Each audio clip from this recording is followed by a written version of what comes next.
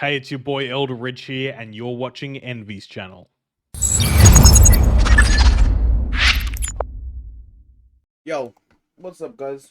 It's Envy, and we're back for another video. Now today, we are making our tier list for the Wkw Colosseum Iron to Plat event. As you guys are aware, my team did not make top 10. Very, very sad, but we're not here to talk about me today.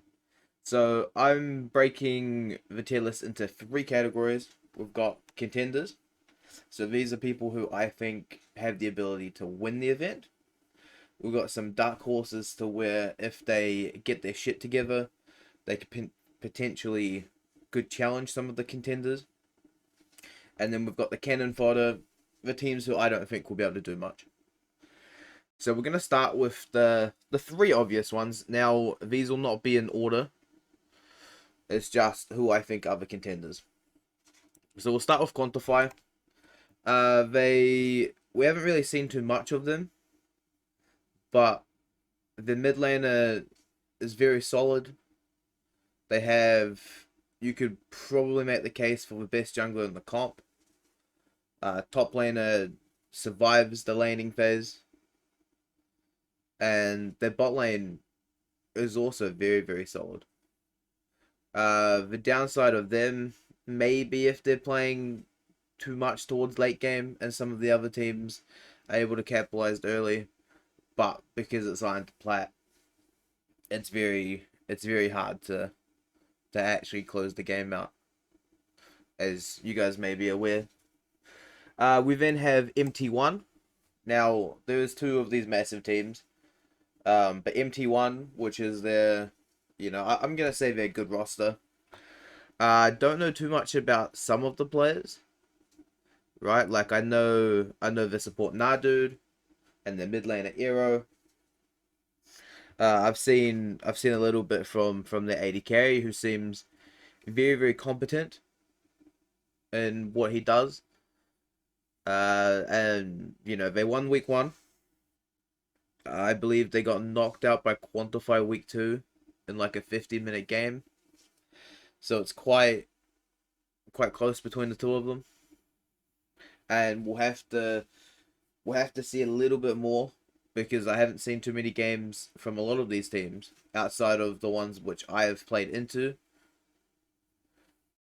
But their top laner, to me personally, is relatively unknown, because I don't know who he is. But it'll be very interesting when the top 3 teams face each other. Now, the last team in the contenders is gonna have to be Wkw Academy. Their mid laner went and hit Diamond, right? So they've subbed back in one of their previous mid laners, Jihoon. And personally, because I've played into both Jihoon and Conflict seemed to be more of the passive laner, whereas Jihoon will actually start fighting you.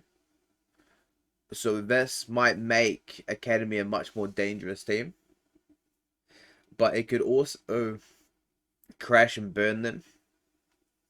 Right? They have Declan, top lane, right? Pretty solid.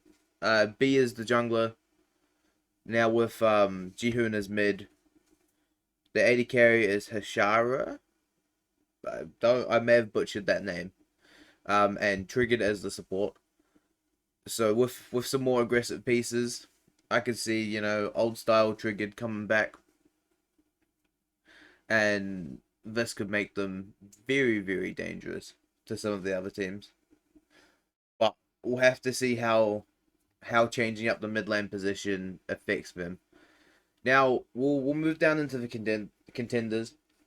I've only actually got 2 teams in here. So we've got Pirafani. Haven't seen too much of Pirafani outside of the scrims I've personally played into them. The mid laner is their best player, but it looks like some of the other players on their roster don't fall over as easily as their ranks may perceive them to. But it'll be very interesting to see when they do play into some of these higher tier teams, because you can make the case that the Contenders have, you know, top 3 mid laners in the comp. Some of the other positions may be a little bit more fightable for it. Whereas, so if they can neutralize, I believe his name is Gency, with like a bunch of S's, then they'll just fall over, and then they're better off as cannon fodder. But as of right now, I think they are a dark horse to take some games off the Contenders, and it'll be very interesting to see how they do stack up. Now, the other team I have in here is the other massive team, because MTG, they've got, I'm gonna say superstar AD carry in my boy Babiaka, who's a sub, right? So if he gets some playing time, he has performed at a plat level before, and he could be fighting for a top AD carry ranking in the event. Their jungler is very talented, but I think where they are let down is, I believe their mid laner isn't even eligible because he's level 90. So that's a bit of a, it feels bad. But the other thing is, I don't know who their top laner is, right? Some of these players are relatively unknown, and I don't think they're like tested in a way when it comes to, you know, the ladders of the worlds and the best of fives, the comp games, right? Because anyone can win a couple best of ones, except myself, of course. I can't win any games. But it'll be very like I said, it's quite an interesting top 10 teams, because there is like this huge ass gap between Contenders and dark horses and the cannon fodder. Now, what I mean by cannon fodder is, into each other, they should be good games. Into the Contenders, they should be stopped. Into dark horses, you know, they could potentially take some games, but I would be very surprised. So we'll start off with Cheers Professional. I've got them in cannon fodder because they are running. Now, rank does not mean everything, but I had the privilege of playing into them in week 1. And outside of Captain Sneaky, right, who was their AD carry and long-term like superstar, the rest of the team just didn't look very good. They made it through on points, so they didn't have to play week 3. So we've actually not seen too much of them. But they got the easy side of the bracket in week 2, which allowed them to make the semi-finals. And then they, from what I heard from someone, they got 16-minute gamed by Academy. So that's a very telling sign that into the contending teams, they're not going to be able to do too much. Now, we've got Gagura Gaming. I believe this is Sneaky Scuttle. They've got names like, you know, Trash Can Hobo, and like he's quite a familiar face. But the community perception is that they're not a very good team, and I've also not seen too much from them to actually be like, oh my god, they're so good, right? And I think that some of the top teams should be able to just dismantle them very easily. Now we've got Kulerius, or however you say this. I am really sorry, Ubi, but your team is cannon fodder. They got the 10th spot by beating MCOM Knights, which ironically I couldn't even do. But they've got names such as Ubi, Extra Meat, which used to be Dollop as their mid laner. I believe I think they had Dirty Tip Rat at one point. playing. But I don't, again, based on, we're comparing it to the contending teams and dark horse teams, I don't think they stack up, player for player. Again, it's a lot of teamwork when you're down at this elo bracket, but them stacking up might be very difficult. I think they give Ches a pretty good game, maybe even Gagura Gaming, but I just don't see a world where they beat the contenders. They might, if the dark horses are having an off day, they might take a game, but again, very, very, very difficult to predict when, they were the last team to make the bracket. We then have Revolt Wyverns. Now, Revolt is a weird team because they had flashes where they seem good and then they fall off a cliff again. So for that, I can't put them contenders. They might be like slightly above cannon fodder. So if I was to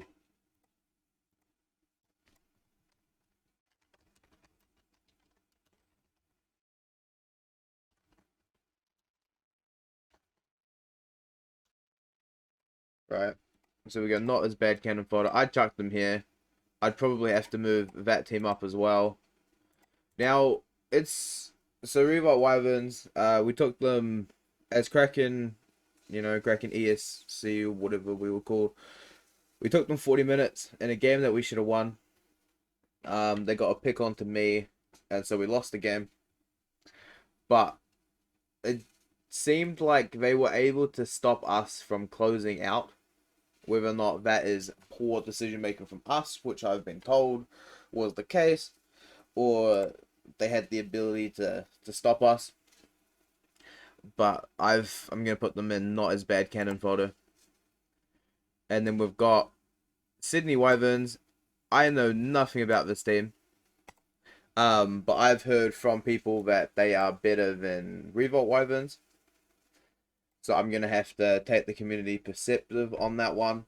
Obviously, this is my pre-tournament predictions, right? Only seeing a couple games from some of the teams and knowing some of the players. I don't know too many of the players, as a lot of them are quite new-faced. But it'll be very interesting to look back on this list that I've just made and to see what we can figure out about how good my my predictions are. Now, you are going to get player rankings from me once the roster's all locked. I'll start doing top lane tier lists, maybe bring in like a top lane expert because that's not my role. Jungle tier list, again, bring in a jungle player. The mid lane tier list I'll probably do myself. And then AD carry probably bring someone in, and support bring someone in for that too. But that is once the rosters are locked. And, we know exactly who's playing and who's not playing. Maybe we include the subs, because some of the subs will most likely get some game time. But we will have to see how that lies. Now, I would like to give my boy Nadude a shout out for making this tier maker for me. Because I was just gonna end up using like a Google Doc or something and just write names instead of doing the photos. But this actually is so much nicer. So thank you now, dude. And you've been watching Envy's channel.